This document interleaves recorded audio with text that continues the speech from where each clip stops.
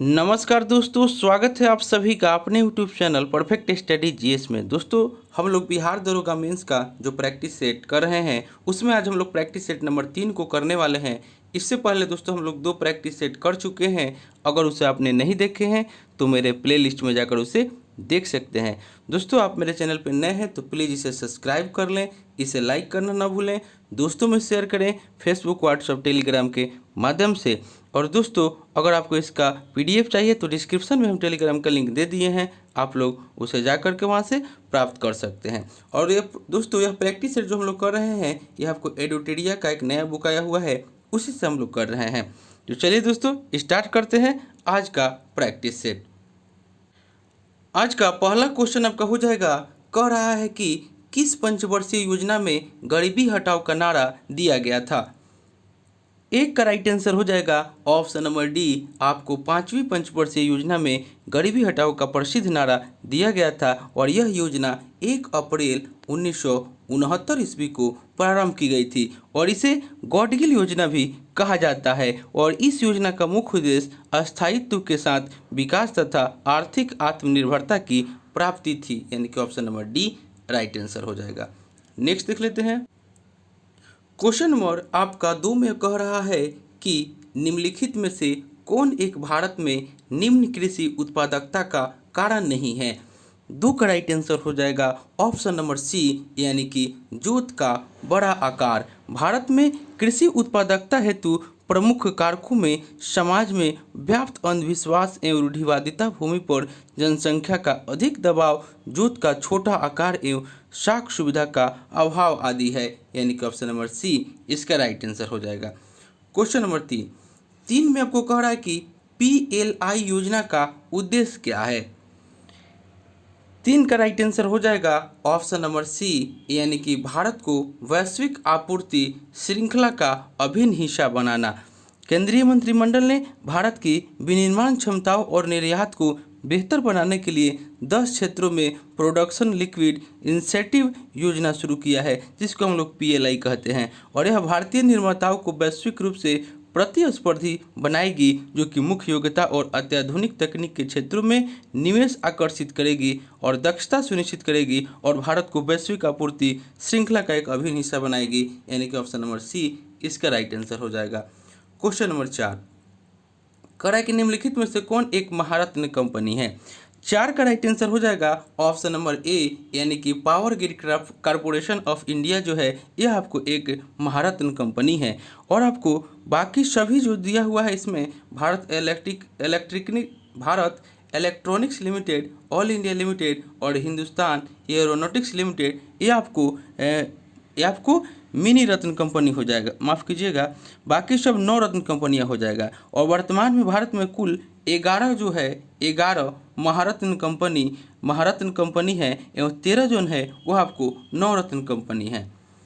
Next देख लेते हैं क्वेश्चन नंबर 5। क्वेश्चन नंबर 5 में आपको कह रहा है कि मानव विकास सूचकांक किस संस्था के द्वारा जारी किया जाता है।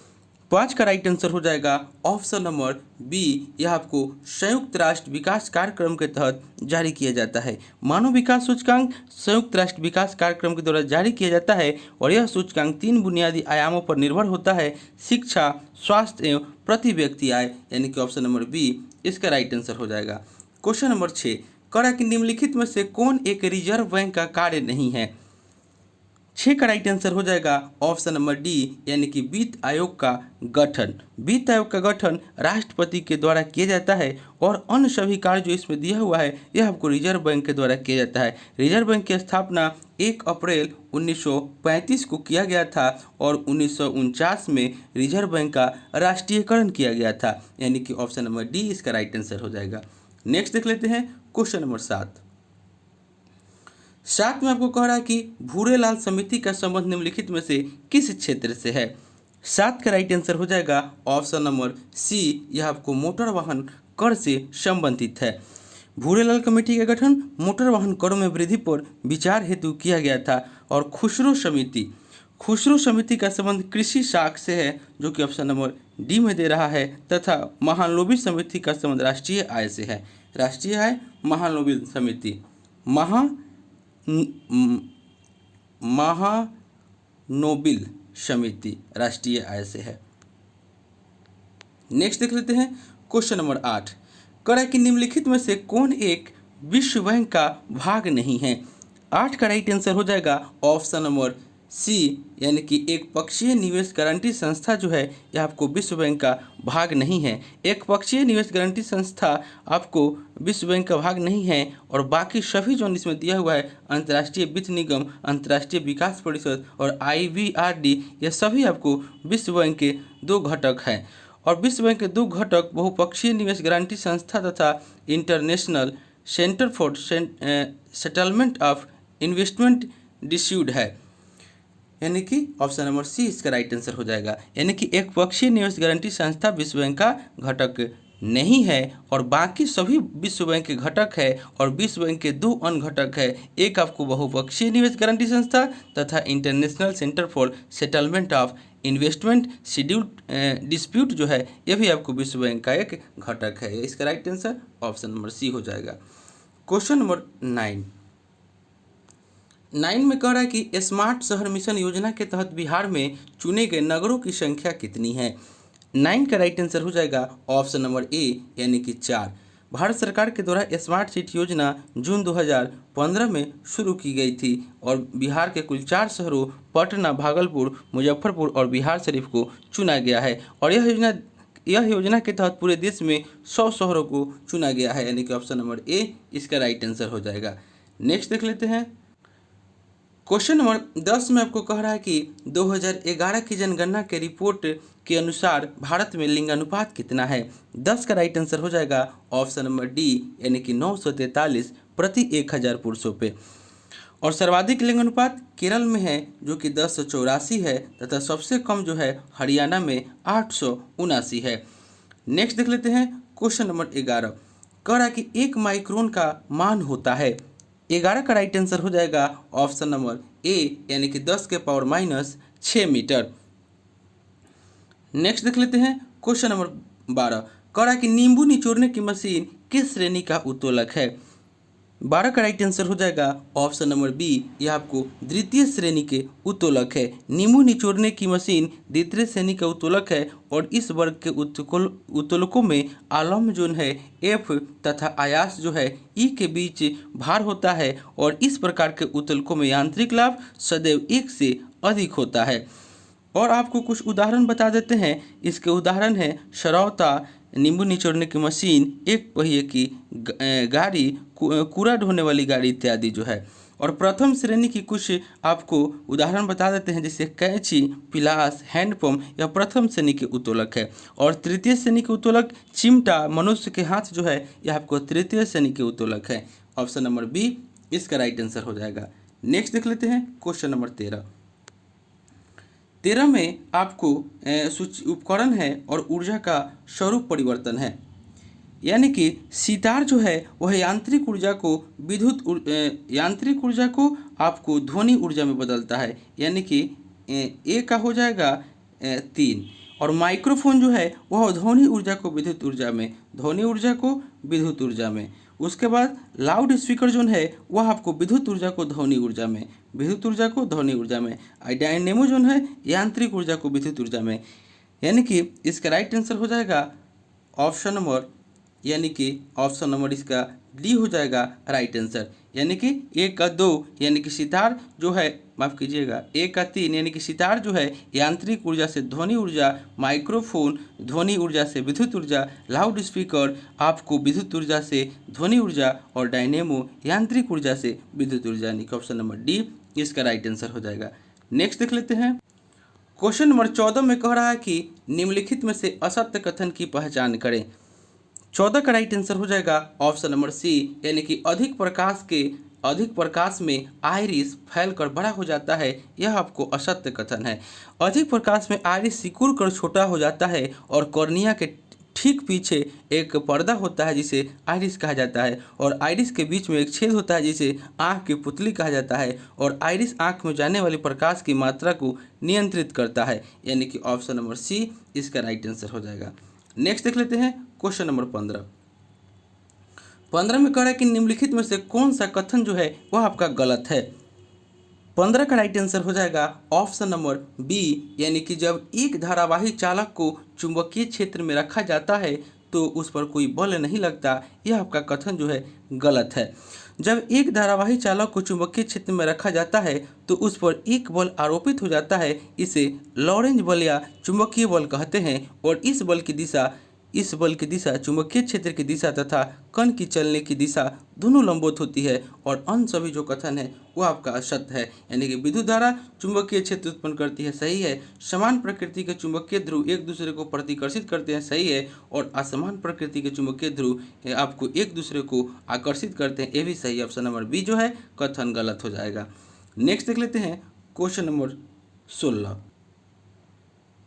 क्वेश्चन नंबर 16 में आपको कह रहा है कि वनस्पति तेलों से कृत्रिम घी बनाने में उत्प्रेरक के रूप में किसका प्रयोग किया जाता है। 16 का राइट आंसर हो जाएगा ऑप्शन नंबर बी, यानी कि निकेल का प्रयोग किया जाता है। वनस्पतिक तेलों से कृत्रिम घी बनाने में निकेल का प्रयोग उत्प्रेरक के रूप में किया जाता है और वहीं संपर्क विधि से सल्फ्यूरिक अम्ल बनाने में प्लेटिनम चूर्ण का प्रयोग होता है और अल्कोहल से ईथर बनाने में गर्म एल्यूमिना का उत्प्रेरक के रूप में प्रयोग किया जाता है। यानी कि ऑप्शन नंबर बी इसका राइट आंसर हो जाएगा। नेक्स्ट देख लेते क्वेश्चन नंबर 17 में आपको कह रहा है कि यानी कि दाब, बल और क्षेत्रफल में क्या संबंध है। 17 का राइट आंसर हो जाएगा ऑप्शन नंबर बी, यानी कि दाब बराबर बल बटा क्षेत्रफल होता है। दाब बल और क्षेत्रफल का अनुपात है। यदि क्षेत्रफल कम होगा तो दाब बढ़ता है, यदि क्षेत्रफल बढ़ेगा तो दाब घटेगा, तब बल के बढ़ने से भी दाब बढ़ता है। यानी कि ऑप्शन नंबर बी इसका राइट आंसर हो जाएगा। क्वेश्चन नंबर 18 कह रहा है कि प्राकृतिक रबर किसका बहुलक होता है। 18 का राइट आंसर हो जाएगा ऑप्शन नंबर डी, यह आपको आइसोप्रीन का बहुलक होता है। नेक्स्ट देख लेते हैं क्वेश्चन नंबर 19 में कह रहा है कि फिनोल का उपयोग मुक्त किस कार्य हेतु किया जाता है। 19 का राइट आंसर हो जाएगा ऑप्शन नंबर ए, यानी कि आपको जीवाणुनाशक है। नेक्स्ट देख लेते हैं क्वेश्चन नंबर 20 में कह रहा है कि प्याज एवं लहसुन में गंध का कारण है। 20 का राइट आंसर हो जाएगा ऑप्शन नंबर सी, यानी कि पोटेशियम। प्याज और लहसुन में गंध के कारण पोटेशियम की उपस्थिति है। दोस्तों इसको आप लोग देख लीजिएगा, कहीं कहीं सल्फर भी रहता है, इसलिए इसमें तो आंसर ऑप्शन नंबर सी दे रहा है पोटेशियम। नेक्स्ट देख लेते हैं, यानी कि प्याज और लहसुन में गंध का कारक है पोटेशियम। नेक्स्ट देख लेते हैं क्वेश्चन नंबर 21 कह रहा है कि क्वेश्चन नंबर 21 में आपको कह रहा है कि कीट भक्षी पौधे उगते हैं जहां पर डैश की कमी होती है। 21 का राइट आंसर हो जाएगा ऑप्शन नंबर ए, यानी कि नाइट्रोजन की कमी होती है। नेक्स्ट देख लेते हैं क्वेश्चन नंबर आपको 22 में आपको कह रहा है कि कोशिका सिद्धांत का प्रतिपादन किसने किया था। 22 का राइट आंसर हो जाएगा ऑप्शन नंबर सी, यह आपको स्लाइडेन और श्वान के द्वारा किया गया था। कोशिका सिद्धांत का प्रतिपादन स्लाइडेन और श्वान के द्वारा 1838 से 39 ईस्वी में आपको किया गया था। और राइबोसोम की खोज पैलेंड ने, राइबोसोम की खोज ऑप्शन नंबर डी में जो दे रहा है पैलेंड। उसके बाद आपको माइटोकॉन्ड्रिया की खोज अल्टमैन जो कि बी में दे रहा है किया है। और लाइसोसोम की खोज जो है वो आपको डी डुबे के द्वारा किया गया है। यानी कि इसका right answer option number C हो जाएगा कि कोशिका सिद्धांत का प्रतिपादन स्लाइडेन और श्वान के द्वारा किया गया था। क्वेश्चन नंबर 23 कह रहा है कि गुणसूत्रों में पाए जाने वाले अनुवांशिक पदार्थ को क्या कहा जाता है। 23 का राइट आंसर हो जाएगा ऑप्शन नंबर बी, इसे हम लोग जीनोम कहते हैं। गुणसूत्रों में पाए जाने वाले अनुवांशिक पदार्थ को जीनोम कहा जाता है और गुणसूत्र का नामकरण डब्ल्यू वाल्टियर ने किया था। जीन जो है वह गुणसूत्रों पर स्थित होते हैं और अनुवांशिकता की इकाई जो है वह आपको जीन होता है। ऑप्शन नंबर बी इसका राइट आंसर हो जाएगा। क्वेश्चन नंबर 24 दोस्तों आप मेरे चैनल पर नए हैं तो प्लीज़ इसे सब्सक्राइब कर लें। और दोस्तों बीपीएससी के लिए एक प्रैक्टिस सेट आपको जो भी एग्ज़ाम अभी प्रेजेंट में है, एनटीपीसी है, बीपीएससी है, उसके लिए बहुत ही फ़ायदेमंद होगा। टेलीग्राम चैनल पर शुरू हो रहा है आपका एक टारगेट बैच, आप लोग उसे अगर ज्वाइन करना चाहते हैं तो आप उसे ज्वाइन कर लें। क्वेश्चन नंबर 24 में आपको कह रहा है कि निम्नलिखित में से किस शैवाल का उपयोग आयोडीन बनाने हेतु किया जाता है। 24 का राइट आंसर हो जाएगा ऑप्शन नंबर सी, यानी कि लेमिनेरिया। नेक्स्ट देख लेते हैं क्वेश्चन नंबर 25 में कह रहा है कि गन्ने में लाल अपक्षय नामक रोग किस कारण से होता है। 25 का राइट आंसर हो जाएगा ऑप्शन नंबर सी, यह आपको कवक के कारण होता है। गन्ने का लाल अपक्षय कवक से होने वाली बीमारी है और पौधे में कवक द्वारा होने वाली आप प्रमुख बीमारियों में से आपको सरसों का सफ़ेद रस्ट, गेहूं का ढीला सम्मट, आलू की अंगमारी, मूंगफली का टिक्का रोग और धान में चींटी आदि है, यह आपको कवक के द्वारा। ऑप्शन नंबर सी इसका राइट आंसर हो जाएगा। क्वेश्चन नंबर 26 में आपको कह रहा है कि निम्नलिखित में से कौन सा पादप हार्मोन बीजों को सुषुप्ता अवस्था में रखता है। 26 का राइट आंसर हो जाएगा ऑप्शन नंबर बी, यानी कि एवसिसिक। एवसिसिक एसिड बीजों को सुषुप्ता अवस्था में रखता है और यह पुष्पन में बाधक होता है। ऑक्सिन जो है यह आपको पौधे में पाए जाने वाला वृद्धि रोधक हार्मोन है, जो कि ऑप्शन नंबर ए में दे रहा है। और जिब्रेलिन जो है वह बीजों की प्रसूति भंग कर उनके अंकुरित होने के लिए प्रेरित करता है। साथ ही यह पौधे को लंबा करता है और फूल बनने में मदद करता है, जो कि जिब्रेलिन ने। इसका right answer option number B. Question number 27 में कह रहा है कि 1984 ईस्वी में घटित भोपाल गैस कांड में किस गैस का रिसाव हुआ था। 27 का राइट आंसर हो जाएगा ऑप्शन नंबर ए, यानी कि मिथाइल आइसोसाइनेट। 3 दिसंबर 1984 ईस्वी को भोपाल की यूनियन कार्बाइड फैक्ट्री में जो उर्वरक बनती है मिथाइल आइसोसाइनाइट नामक जहरीली गैस का रिसाव हुआ था। इस कारण सैकड़ों लोगों की जान चली गई, यानी कि ऑप्शन नंबर ए इसका राइट आंसर हो जाएगा। क्वेश्चन नंबर 28 कह रहा है कि निम्नलिखित में से किस संघ के जीवों की देह गुहा हिमोशील कहलाती है। 28 का राइट आंसर हो जाएगा ऑप्शन नंबर डी, यानी कि अर्थोपोडा। नेक्स्ट देख लेते हैं क्वेश्चन नंबर 29 कह रहा है कि लाल रक्त कण के संबंध में असत्य कथन की पहचान करें। 29 का राइट आंसर हो जाएगा ऑप्शन नंबर सी, यानी कि आरबीसी की संख्या हीमोग्लोबिमीटर के द्वारा ज्ञात की जाती है। आरबीसी की संख्या हीमोसाइटोमीटर के द्वारा ज्ञात की जाती है। यहाँ पे दे रहा है हीमोग्लोबिमीटर, इसीलिए यह कथन जो है यह आपका असत्य है। यानी कि आरबीसी की संख्या हीमोसाइटोमीटर के द्वारा ज्ञात की जाती है और आरबीसी का मुख्य कार्य शरीर की प्रत्येक कोशिका तक ऑक्सीजन पहुँचाना एवं कार्बन डाइऑक्साइड को वापस लाना है, यानी कि ऑप्शन नंबर सी इसका राइट आंसर हो जाएगा। स्तनधारियों के रक्त कण उभयवतल होते हैं, सही है। विटामिन बी बारह आरबीसी के निर्माण में सहायक होता है, सही है। और आरबीसी का जीवन काल 120 दिन का होता है, यह भी सही है। ऑप्शन नंबर सी जो है यह असत्य कथन हो जाएगा। क्वेश्चन नंबर आपको 30 में बीमारी है और उससे संबंधित वायरस है। 30 में डेंगू ज्वर जो है यह आपको अर्बो वायरस के द्वारा होता है। उसके बाद इन्फ्लुएंजा जो है वह आपको मिक्सो वायरस के द्वारा, उसके बाद खसरा जो है वह आपको मोरबिली वायरस के द्वारा, उसके बाद चेचक जो है वह आपको वेरियोला वायरस के द्वारा। यानी कि ए का 2, बी का 3, सी का 4 और डी का 1। यानी कि देख लेते हैं किस ऑप्शन में है। ए का 2, बी का 3, सी का 4, ए का 2, बी का 3, सी का 4 और डी का 1, यानी कि ऑप्शन नंबर बी इसका राइट आंसर हो जाएगा। नेक्स्ट देख लेते हैं क्वेश्चन नंबर 31। कह रहा है कि पौधों में स्रावित होने वाला वह हार्मोन जिसके कारण उसका तना सूरज की रोशनी की ओर झुकता है कहलाता है। 31 का राइट आंसर हो जाएगा ऑप्शन नंबर ए, यानी कि ऑक्सिन। पौधे के तनों का झुकाव ऑक्सिन हार्मोन के कारण होता है और इसका निर्माण पौधे के ऊपरी हिस्सों में होता है, यानी कि ऑप्शन नंबर ए इसका राइट आंसर हो जाएगा। क्वेश्चन नंबर 32 में कह रहा है कि निम्नलिखित में से कौन हड्डियों एवं दांतों को दृढ़ता प्रदान करता है। 32 का राइट आंसर हो जाएगा ऑप्शन नंबर सी, यानी कि फास्फोरस। फास्फोरस एवं कैल्शियम हड्डियों और दांतों की दृढ़ता प्रदान करते हैं। लोहा हीमोग्लोबिन बनने हेतु आवश्यक होता है, जो कि ऑप्शन नंबर ए में दे रहा है। और मैग्नीशियम पेशीय तंत्र एवं तंत्रिका तंत्र हेतु आवश्यक होते हैं और पोटेशियम पेशीय संकुचन हेतु आवश्यक होता है। इसका right answer option number C हो जाएगा।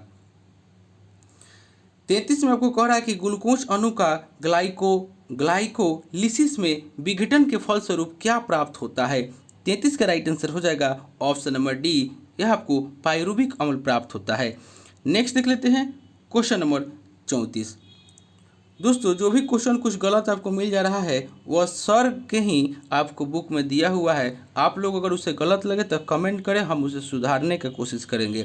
क्वेश्चन नंबर 34 कह रहा है कि निम्नलिखित में से कौन एक गाय की देसी नस्ल नहीं है। 34 का राइट आंसर हो जाएगा ऑप्शन नंबर डी, यानी कि होल्स्टीन फ्रिजियन। होल्स्टीन फ्रिजियन जो है फ्रिजियन, यह आपकी एक गाय की देसी नस्ल नहीं है। होलस्टीन फ्रीजियन गाय की विदेशी नस्ल है, यह आपको देसी नस्ल नहीं है। और गाय की अन्य विदेशी नस्लें है जर्सी, आयरशायर, ब्राउन स्विस, उसके बाद गर्नसी, ये आपको है, यह आपको विदेशी नस्ल है। ऑप्शन नंबर डी इसका राइट आंसर हो जाएगा। यह देसी नस्ल है, यह विदेशी नस्ल है। नेक्स्ट देख लेते हैं क्वेश्चन नंबर 35।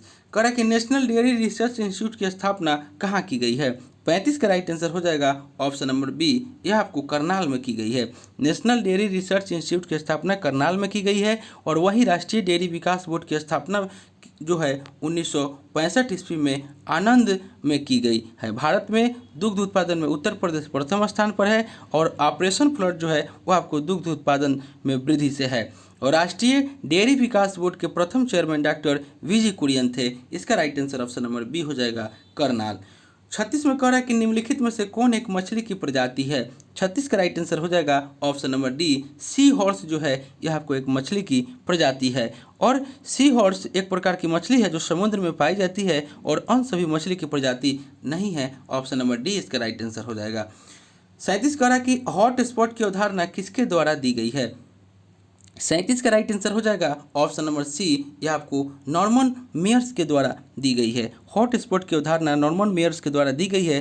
जिस स्थानों या क्षेत्र में अत्यधिक जैव विविधता पाई जाती है उसे हॉट स्पॉट कहा जाता है, यानी कि ऑप्शन नंबर सी इसका राइट आंसर हो जाएगा। और भारत में दो प्रमुख हॉट स्पॉट है, एक पश्चिमी घाट एवं पूर्वी हिमालय है। नेक्स्ट देख लेते हैं क्वेश्चन नंबर 38 में कह रहा है कि वियना कन्वेंशन का संबंध किससे है। 38 का राइट आंसर हो जाएगा ऑप्शन नंबर ए, यह आपको ओजोन परत संरक्षण से है। वियना कन्वेंशन संबंध ओजोन परत संरक्षण से है। आपको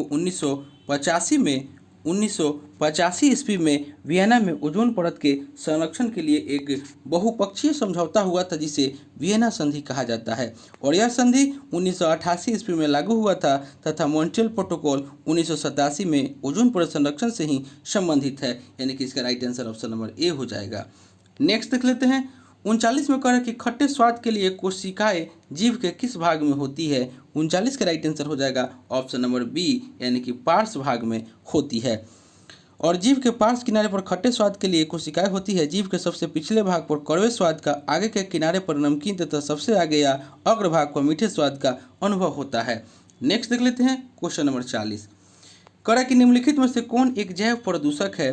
40 का राइट आंसर हो जाएगा ऑप्शन नंबर डी, यानी कि एंथ्रेक्स वायरस जो है यह आपको एक जैव प्रदूषक है। नेक्स्ट देख लेते हैं क्वेश्चन नंबर यानी कि 41 में अनुसंधान है और स्थान है, यानी कि सूची 1 को सूची 2 से मिलान करना है। केंद्रीय गन्ना अनुसंधान संस्थान जो है वह आपको कोयम्बटूर में है, यानी कि 1 का 3। केंद्रीय औषधि अनुसंधान संस्थान लखनऊ में है। राष्ट्रीय धातु विज्ञान प्रयोगशाला जो है वह आपको जमशेदपुर में है। और केंद्रीय चमड़ा अनुसंधान संस्थान चेन्नई में है, यानी कि 41 का राइट आंसर जो हो जाएगा वह देख लेते हैं।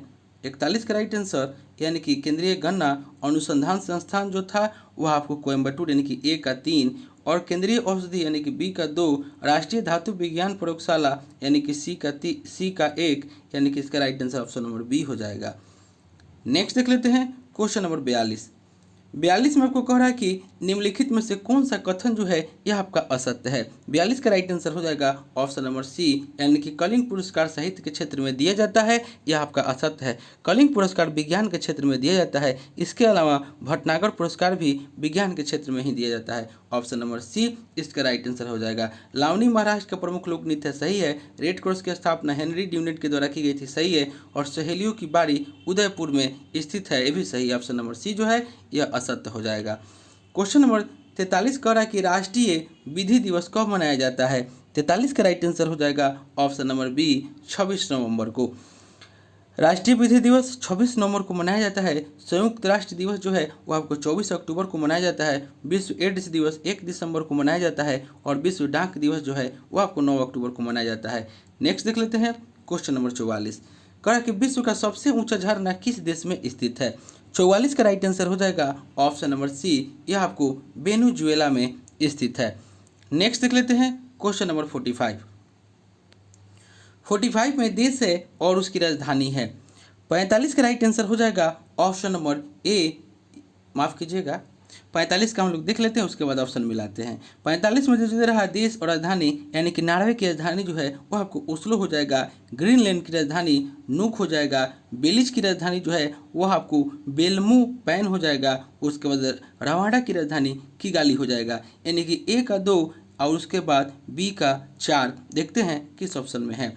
ए का 2 और बी का 4, यानी कि 2 वो ऑप्शन में है। उसके बाद रवांडा की जो राजधानी था वो आपको किगाली था, यानी कि सी का 3, यानी कि सी का 3, यानी कि ऑप्शन नंबर 20 का राइट आंसर हो जाएगा। माफ कीजिएगा,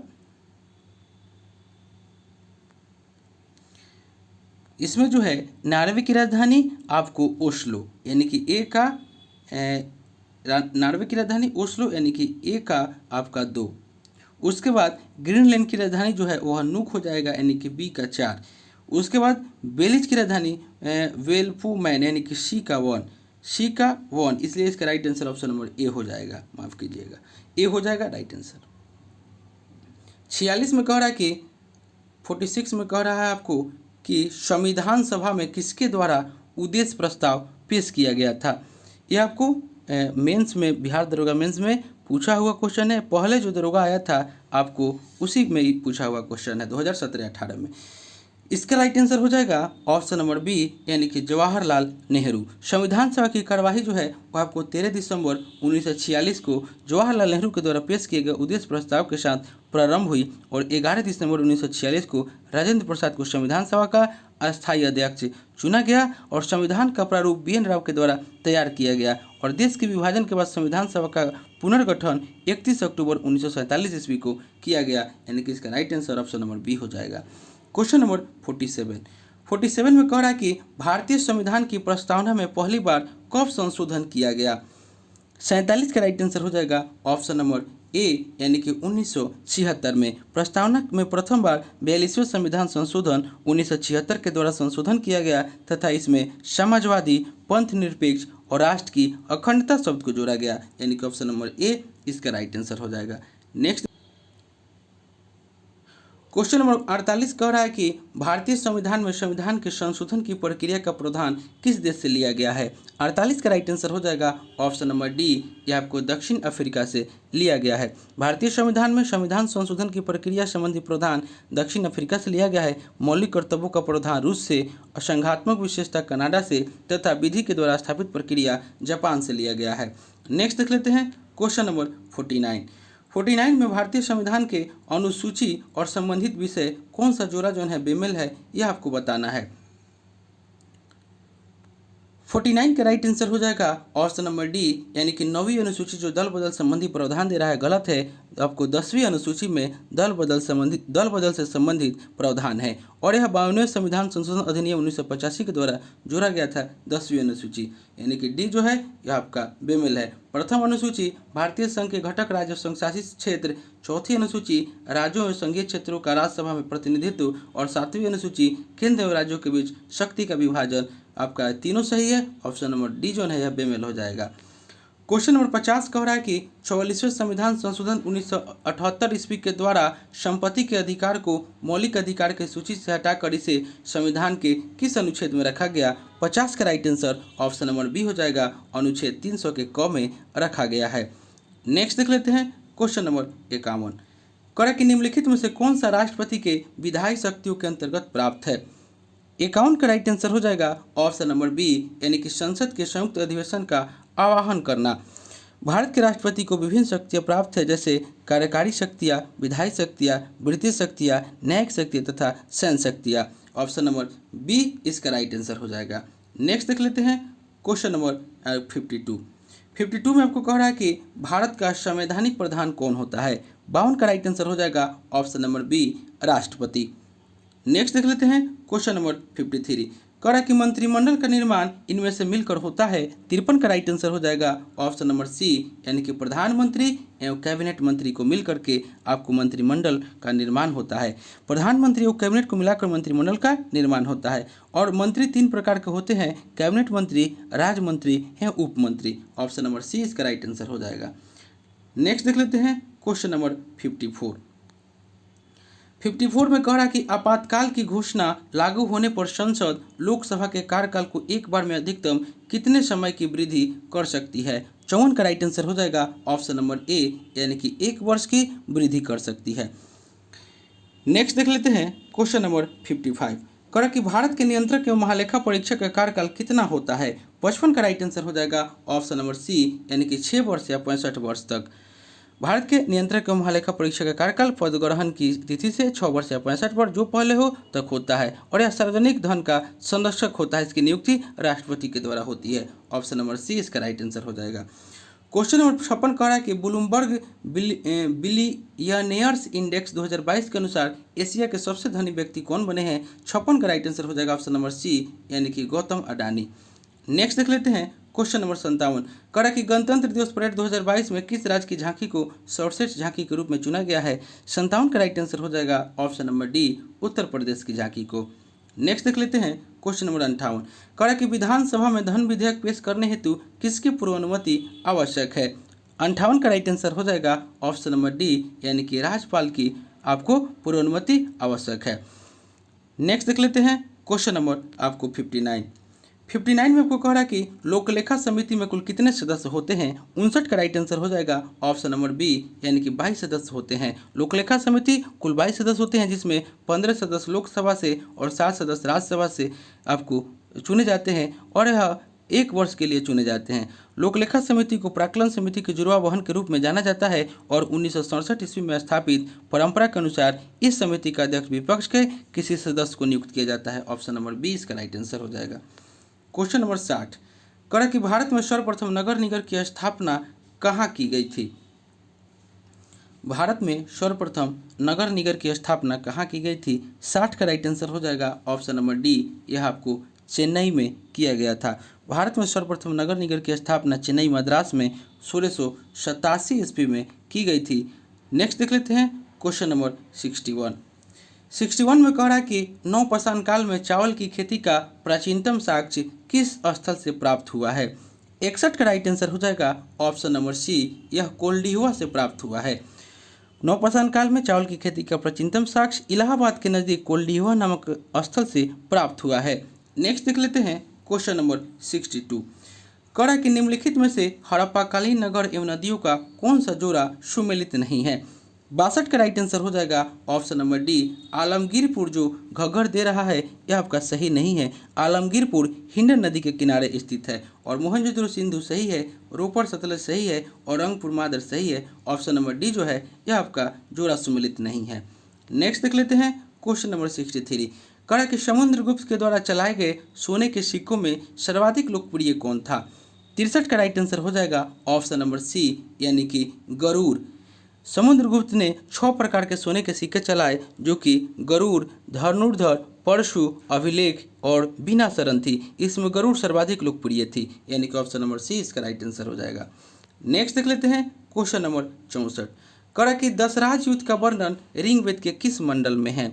64 का राइट आंसर हो जाएगा ऑप्शन नंबर सी, यह आपको 7वें मंडल में वर्णित है और यह युद्ध पुरुषनी नदी के किनारे लड़ा गया था और इस युद्ध में सुदास विजयी हुआ था, यानी कि ऑप्शन नंबर सी इसका राइट आंसर हो जाएगा। 64 का right answer option number A हो जाएगा, यानी कि 5वें।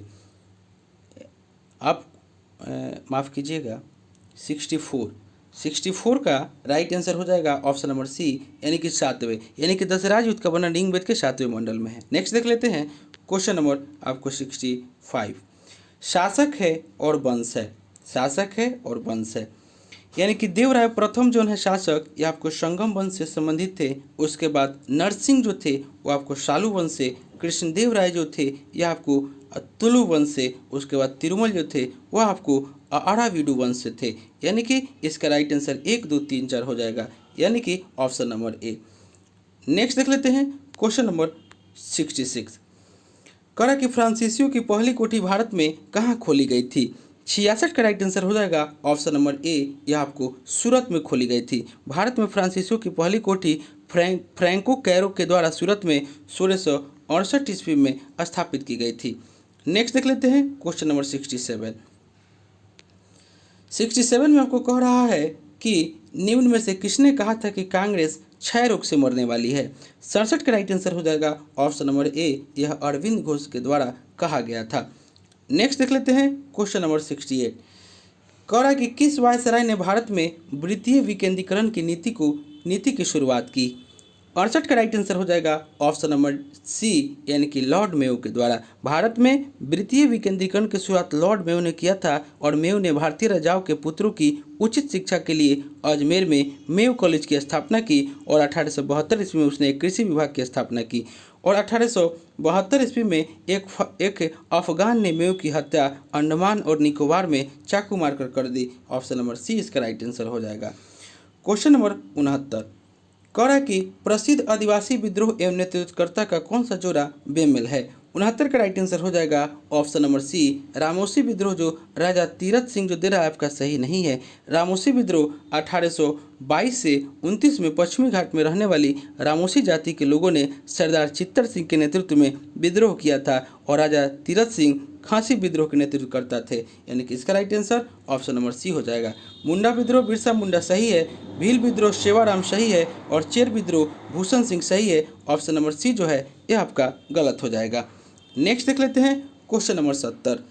कह रहा है कि 1857 के विद्रोह को किसने एक सामंतवादी प्रतिक्रिया माना है। 70 का राइट आंसर हो जाएगा ऑप्शन नंबर डी, यानी कि के मालेसन।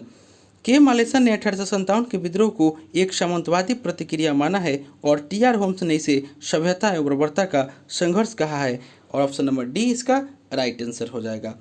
नेक्स्ट देख लेते हैं क्वेश्चन नंबर 71। 71 में आपको कह रहा है कि निम्नलिखित में से कौन सा कथन जो है वह आपका असत्य है। 71 का राइट आंसर हो जाएगा ऑप्शन नंबर सी, यानी कि प्रार्थना समाज का एक मुख्य उद्देश्य जाति प्रथा का समर्थन करना था। यह कथन जो है असत्य है। प्रार्थना समाज की स्थापना आचार्य केशव चंद्र सेन की प्रेरणा से महादेव गोविंद रानाडे, डॉक्टर आत्माराम पांडुरंग और चंद्रावरकर आदि के द्वारा 1867 में आपको किया गया था, बम्बई में किया गया था और इसके प्रमुख उद्देश्यों में जाति प्रथा का विरोध, स्त्री पुरुष के विवाह की आयु में वृद्धि और विधवा विवाह, स्त्री शिक्षा को प्रोत्साहन आदि था, जो कि ऑप्शन नंबर सी जो है यह आपका असत्य हो जाएगा। इसका सी जो है असत्य हो जाएगा 71 का। और देख लेते हैं जो दे रहा है स्वामी विवेकानंद ने 1896 में न्यूयॉर्क में वेदांत सोसाइटी के गठन किया था, सही है। आपको सर सैयद अहमद खान अलीगढ़ आंदोलन के प्रमुख नेता थे, सही है। और थियोसॉफिकल सोसाइटी की स्थापना 1882 ईस्वी में अड्यार में, ये भी सही है। ऑप्शन नंबर सी जो है यह असत्य हो जाएगा। क्वेश्चन नंबर 72 कह रहा है कि रॉलेट एक्ट को भारत में कब लागू किया गया। 72 का राइट आंसर हो जाएगा ऑप्शन नंबर ए, यानी कि 8 मार्च 1919 को। और इस कानून को लाने का मुख्य उद्देश्य क्रांतिकारियों के प्रभाव को समाप्त करना तथा राष्ट्रीय भावना को कुचलना था और सर्वप्रथम इसी एक्ट के विरोध में गांधी जी ने 6 अप्रैल 1919 ईस्वी को एक देशव्यापी हड़ताल करवाई, यानी कि ऑप्शन नंबर ए इसका राइट आंसर हो जाएगा। क्वेश्चन नंबर 73 कह रहा है कि गोदावरी नदी के संबंध में निम्न में से कौन सा कथन असत्य है। 73 का राइट आंसर हो जाएगा ऑप्शन नंबर बी, यानी कि इसकी कुल लंबाई 1470 किलोमीटर है। यह आपको कथन जो है असत्य है। गोदावरी नदी की कुल लंबाई जो है वह आपको 1465 किलोमीटर है और इसे दक्षिण गंगा या वृद्ध गंगा भी कहा जाता है और यह बंगाल की खाड़ी में गिरती है और इसका सर्वाधिक जलग्रह क्षेत्र महाराष्ट्र में है। ऑप्शन नंबर बी इसका राइट आंसर हो जाएगा। प्रायद्वीपीय भारत की सबसे लंबी नदी है। यह नदी महाराष्ट्र के नासिक जिले से निकलती है और सबरी और मंजरी इसकी सहायक नदी आपका सही है। ऑप्शन नंबर बी जो है यह आपका गलत हो जाएगा। क्वेश्चन नंबर 74 कह रहा है कि ब्रोडोचिल्ला क्या है। 74 का राइट आंसर हो जाएगा ऑप्शन नंबर सी, यानी कि यह असम में ग्रीष्मकाल में आने वाला तूफान है। नेक्स्ट देख लेते हैं क्वेश्चन नंबर 75 कह रहा है कि निम्नलिखित में से कौन सही सम्मिलित नहीं है। 75 का राइट आंसर हो जाएगा ऑप्शन नंबर सी, पिछौला झील जो उत्तराखंड दे रहा है यह आपका सही नहीं है। पिछौला झील राजस्थान में स्थित है। पुलिकट झील आंध्र प्रदेश सही है। लोनार झील महाराष्ट्र सही है और लोकटक झील मणिपुर सही है। ऑप्शन नंबर सी जो है यह आपका सम्मिलित नहीं है। क्वेश्चन नंबर 76 खनिज है और प्राप्ति स्थान है। देख लेते हैं कोयला जो है यह आपका तलचर, यानी कि ए का 4, सोना जो है वह आपका हट्ठी, बी का 1, तांबा जो है वह आपका तांबा हो जाएगा बालाघाट, यानी कि सी का 2 और बक्साइट कोडरमा, यानी कि 76 का राइट आंसर ऑप्शन नंबर देख लेते हैं क्या होगा। तो ए का जो है 4 हो जाएगा, यानी कि ए और बी दोनों में है और बी का जो है 1 हो जाएगा, यानी कि ऑप्शन नंबर बी इसका राइट आंसर हो जाएगा। नेक्स्ट देख लेते हैं क्वेश्चन नंबर 77। करा कि वर्ष 2021 हेतु ब्याज सम्मान से किसे सम्मानित किया गया? 77 का राइट आंसर हो जाएगा ऑप्शन नंबर सी, यानी कि असगर वजाहत को। नेक्स्ट देख लेते हैं क्वेश्चन नंबर 78 में कह रहा है कि निम्नलिखित में से कौन एक मुक्त व्यापार क्षेत्र वाला भारतीय बंदरगाह है? 78 का राइट आंसर हो जाएगा ऑप्शन नंबर डी, यानी कि दीनदयाल बंदरगाह। कांडला पहले इसको कांडला दीनदयाल बंदरगाह भारत का मुक्त व्यापार क्षेत्र वाला बंदरगाह है। साथ ही गुजरात स्थित एक ज्वारी बंदरगाह भी है। ऑप्शन नंबर डी इसका राइट आंसर हो जाएगा। नेक्स्ट देख लेते हैं दोस्तों, आप मेरे चैनल पर नए हैं तो प्लीज़ इसे सब्सक्राइब कर लें, इसे लाइक करें, दोस्तों में शेयर करें, फेसबुक, व्हाट्सएप, टेलीग्राम। कड़ा कि निम्नलिखित में से कौन एक सही सुमेलित नहीं है? 79 का right answer option number C हो जाएगा, यानी कि सतलज परियोजना जो सतलज नदी दे रहा है यह आपका सही नहीं है। सतलज परियोजना चिनाब नदी पर स्थित है और दुर्गा बैराज परियोजना दामोदर नदी सही है, जायकवाड़ी परियोजना गोदावरी नदी सही है और तुलबुल परियोजना झेलम नदी सही है। ऑप्शन नंबर सी जो है यह आपका सुमेलित नहीं है। नेक्स्ट देख लेते हैं क्वेश्चन नंबर 80। राष्ट्रीय उद्यान अभ्यारण्य है और राज्य है। देख लेते हैं बेतला नेशनल पार्क जो है यह आपको झारखंड में है, यानी कि ए का 2। दुधवा राष्ट्रीय उद्यान उत्तर प्रदेश, वेदांतगढ़ राष्ट्रीय उद्यान जो है वह तमिलनाडु में है। उसके बाद क्वेश्चन नंबर 80 में है कि बेतला नेशनल पार्क जो है वह आपको झारखंड में है। उसके बाद दुधवा राष्ट्रीय उद्यान उत्तर प्रदेश, वेदांतगढ़ पक्षी अभ्यारण्य जो है वह तमिलनाडु में है, माफ़ कीजिएगा, बेतवा नेशनल पार्क झारखंड, दुधवा राष्ट्रीय उद्यान उत्तर प्रदेश, वेदांतगढ़ पक्षी अभ्यारण्य तमिलनाडु और सरिस्का राष्ट्रीय उद्यान राजस्थान में है। यानी कि 80 का राइट आंसर देख लेते हैं क्या होगा। तो 80 का राइट आंसर जो है बेतला नेशनल पार्क यानी कि ए का 2, उसके बाद दुधवा राष्ट्रीय उद्यान यानी कि बी का 3, उसके बाद सी का 1 और उसके बाद आपको डी का 4 हो जाएगा, यानी कि इसका right answer option number A हो जाएगा। तो दोस्तों हम आपको 80 क्वेश्चन ही इसका करा रहे हैं और कल से हम आपको 100 क्वेश्चन का प्रैक्टिस सेट देंगे और दोस्तों इसका हम आपको पीडीएफ दे देंगे। शाम तक आपको इसका पीडीएफ मिल जाएगा पूरा एक्सप्लेनेशन के साथ, मैथ और रीजनिंग का। आप लोग इसे बना लीजिएगा। कल से हम पूरा 100 नंबर का कोशिश करेंगे, कोशिश के आपको 100 नंबर का ही कल से आपको वीडियो लाएंगे।